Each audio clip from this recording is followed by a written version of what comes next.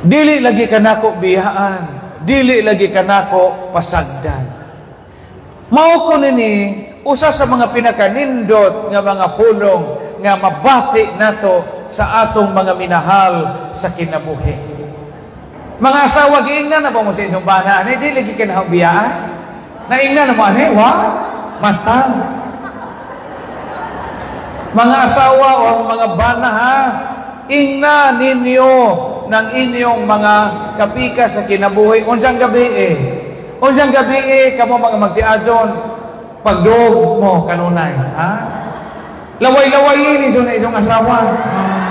Laway-lawayin, hindi man kay asawa man.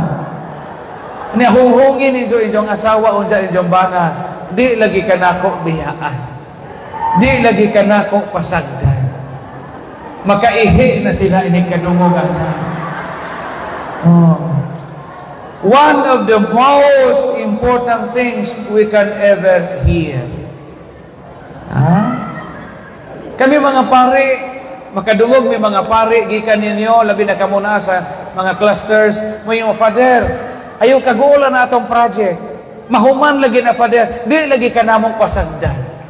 Makalipay na namo, makadasig na namo. Kaysa mo yung ano po ni parias, warag na, sobre.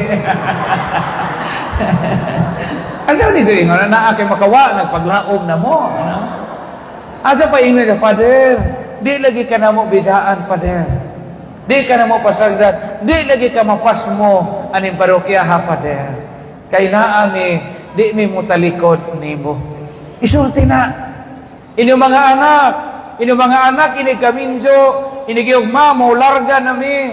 Ingna inyong mga anak-nak, bisag minjo na mo, bisan o gawas no na mo, di lagi mo na mo bidaan. Ni papa ni mo. Ako, makahila ko, ingon anak, maguna-una kay, ingana to sa nanay sa una. To pagpadong ko seminaryo mo, dyan na isulti ni nanay. Mo bito na akong gibutan na diha, doy, maning kamot, mapari kag madi, di ka na ako bidaan. Kay nanay mangkuni mo. Ha?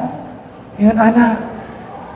Kamo mga anak din hindi mga tiguang o gisugod nag-amo-amo, gisugod na o kaluya, ingna, ma, di lagi ka na ko bidaan, kay dako kag pensyon.